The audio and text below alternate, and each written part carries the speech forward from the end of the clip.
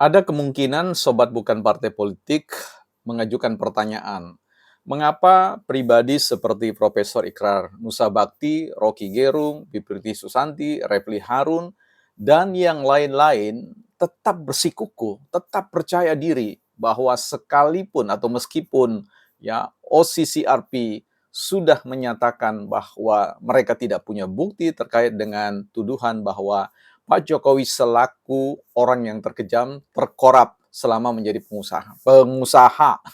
penguasa bukan pengusaha. Nah, jawabannya ada di konten ini.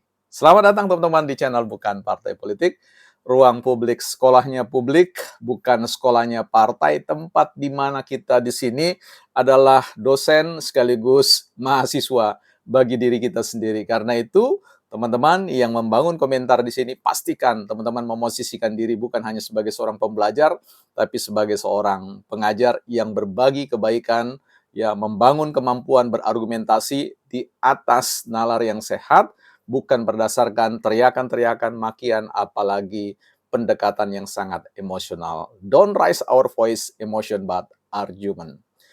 Ya, teman-teman, sebelum kita bicara tentang persoalan ini, kembali kami ingatkan sekarang bukan partai politik sudah cukup banyak ya yang berinvestasi di IKN, di tanah yang kami sharekan informasinya 10 kali 20 di dekat IKN 10 sampai 15 menit, teman-teman dengan 1 juta rupiah, teman-teman sudah bisa memulai sebuah perjalanan. Ini persembahan khusus buat bukan partai politik.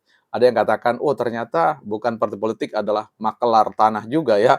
Ya, yes of course ya. Jadi apapun itu, sejauh itu halal, ya everything is okay ya, no problem. Nah, teman-teman mau bilang juga buzzer, saya bukan buzzer Jokowi, BPP bukan partai Jokowi dan tidak pernah di-hire oleh siapapun, ya, tetapi buzzer NKRI secara ideologis.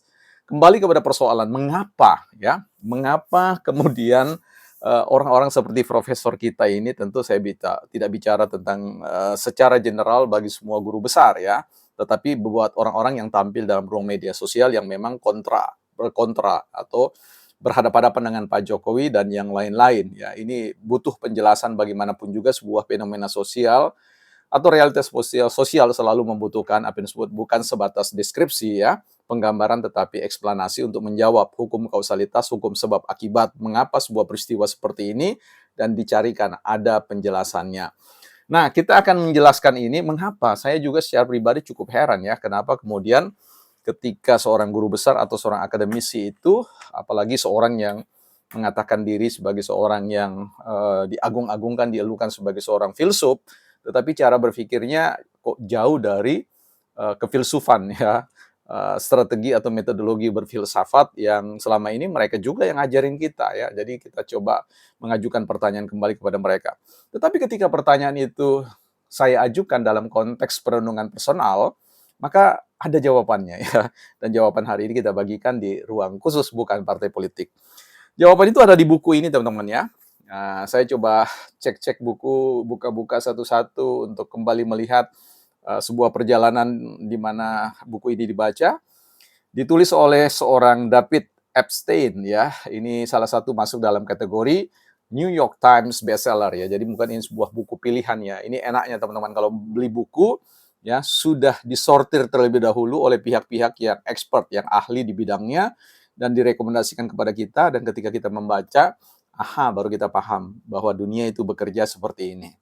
Ya, Malcolm Gladwell salah seorang penulis beken juga mengatakan saya menyukai range ya. Range gitu ya tulisannya. Mudah-mudahan tidak terbalik ya teman-teman di kamera ya. Saya barusan mengganti handphone jadi belum tahu setelannya.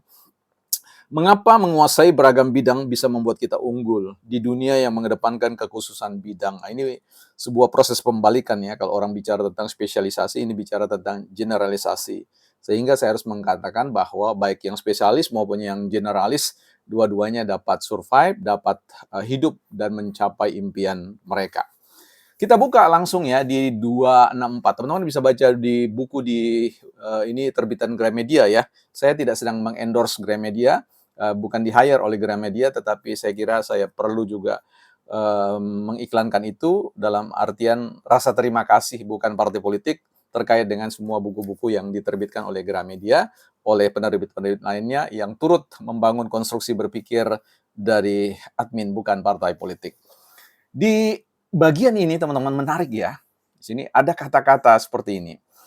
Rata-rata pakar adalah peramal yang buruk. Ini ya. Jadi kalau bicara tentang akademisi, seorang filsuf, seorang guru besar atau profesor itu sebenarnya mereka adalah para pakar, expert judgment. Jadi penilaian-penilaian yang diberikan oleh seorang yang sudah diakui kepakarannya. Tapi dalam buku ini dituliskan rata-rata pakar adalah peramal yang buruk. Nah, di mana letak keburukannya itu ya? Coba kita lihat ya pada bagian alinea yang kedua ini teman-teman ya. Mungkin tidak bisa baca di situ. Banyak pakar yang tidak pernah mengakui kesalahan sistematis dalam penilaian mereka. Aha, ini dia. Bahkan di hadapan hasil mereka yang salah. Ya, jadi mungkin itulah sebuah sign quote DNA-nya para pakar ya, atau kutukannya para pakar bahwa mereka, tentu oknum ya, tidak pernah mengakui kesalahan sistematis dalam penilaian mereka ya. Makanya banyak sekali yang mengatakan bahwa kalau pakar itu bicara, ya kalau apa yang dia sampaikan itu tidak ada teorinya, maka labelilah itu sebagai sebuah teori. Ya, kalau itu katakan keliru, mengatakan ini adalah model pengujian teori yang dikatakan sebuah jalan menuju the new theory, teori baru dan sebagainya. Itu pembelaan-pembelaan atau rasionalisasi yang dibangun oleh para pakar dalam hal ini adalah mereka-mereka yang akademisi-akademisi bergelar master, doktor, dan juga profesor ya. Ya, ketika mereka sangat keliru, perhatikan, ketika mereka sangat keliru, itu hanya sedikit meleset katanya ya, gitu. Nah, ini menarik juga ya. Jadi ketika sekalipun dia tahu proses itu salah, dia harus mengatakan ini margin error-nya ya cuma 0, sekian persen ya. Jadi tetap mempertahankan kepakaran ya, status atau simbol kepakaran. Ya, ketika mereka sangat keliru, itu hanya sedikit meleset. Mereka jelas memahami situasi, kata mereka. Dan jika ada sesuatu hal kecil saja yang melenceng, mereka tahu persis gitu lah. Ini kalau hal yang kecil. Bagaimana kalau hal yang tegas itu mereka tahu ya. Nah, seperti Organized Crime and Corruption Reporting Project ini mengatakan bahwa mereka tidak punya bukti sama sekali terkait dengan ajuan nominator Pak Jokowi sebagai salah seorang yang terjahat dan terkorup ya dalam masa pemerintahannya dan dinobatkan sebagai nominator ya. Sekalipun OCCRP itu sudah mengatakan tidak punya bukti, tetap saja para expert ini orang seperti Profesor Ikrar Nusa Bakti ya, Profesor Amin ya, dan Rocky Gerung, Bivitri, Repli Harun, semua mereka ini menganggap bahwa ya semuanya itu kebenaran bagi mereka. Jadi tidak penting sudah diklaim oleh OCCRP, mereka tetap pada pendirian mereka bahwa ya itu salah mereka ya. Jadi ini expert ya. Mari kita lihat lagi. Kemenangan adalah kemenangan total ya, dan kekalahan adalah juga kemenangan, hanya sedikit agak berkurang. Ini kan lucu ya gitu ya. Jadi para pakar itu selalu mengatakan kemenangan itu harus kemenangan total. Jadi seorang guru besar kalau dia berbicara itulah kebenaran. Nah, kalau mereka katakan di situ kekalahan, mereka kalah, mereka selalu mengatakan ya itu sedikit agak kurang lah begitu ya. Jadi bukan mau mengatakan yang mereka kalah. Meski terus-menerus kalah, para pakar tetap tidak terkalahkan. Aha, ini dia. Ya, mungkin inilah jawaban yang sedikit melegakan ya. Karena saya berpikir, apa sih yang membuat teman-teman kita ini berpikir ya, agak susah untuk menerima fakta bahwa meskipun OCCRP itu mengatakan begini, begini, begini, tidak ada bukti, tapi mereka tetap mengatakan ada bukti. Dan bukti itu tidak harus disampaikan dan sebagainya. Ya, inilah disebut dengan jurnalisme investigasi. Jadi menarik ya teman-teman untuk mengatakan bahwa kalau teman-teman berhadapan dengan orang-orang seperti Rocky Gerung, Repli Harun, Said Didu, ya semua itu, Bang Edi, siapa Ray Rangkuti, Bivitri, dan yang lain-lain yang walaupun kebenaran itu sudah disampaikan secara hipotesis, ya, tetapi tetap mereka mengatakan bahwa mereka adalah sumber kebenaran. Nah, di sini dikatakan tadi, meski terus-menerus kalah, Ini kan kalah dulu ketika mengatakan dirty pot, kalah ya. Seperti itu ya. Bicara tentang gentong babi, ya fork barrel politik juga tidak terbukti. Dan yang lain-lain sampai pada hal seperti ini. Tapi mereka mengatakan tidak terkalahkan. Akhirnya mereka terus-menerus hadir.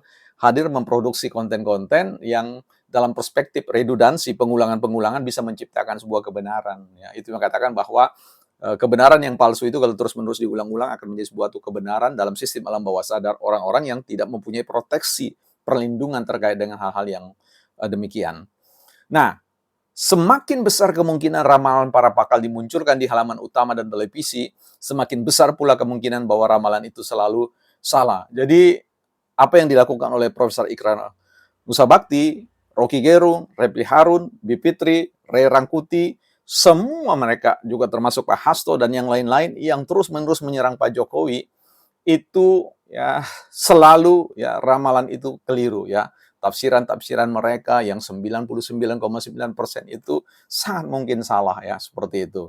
Nah, jadi teman-teman, ini buku cukup menolong ya untuk memberikan sebuah penggambaran yang menurut saya bisa memberikan jawaban mengapa mereka masih terus gaspol, masih pede dengan hal-hal yang sebenarnya sudah terbukti dinyatakan oleh pihak ya yang paling bertanggung jawab di situ adalah OCCRP bahwa tak ada bukti satupun dan mereka menggunakan perspektif teori yang dijelaskan dalam buku Reins ini ya, Range ini, bahwa itulah hakikat ya tabiat senquote seorang pakar yang menamakan dirinya pakar yang selalu mengatakan kemenangan itu adalah kemenangan total. Kalau mereka kalah, ya mereka sedikit kalah begitu. Jadi ini harga yang mereka selalu minta, sehingga jangan heran beranda teman-teman akan dipenuhi dengan wajah mereka, dengan ulasan-ulasan mereka, dengan penuh kepercayaan diri.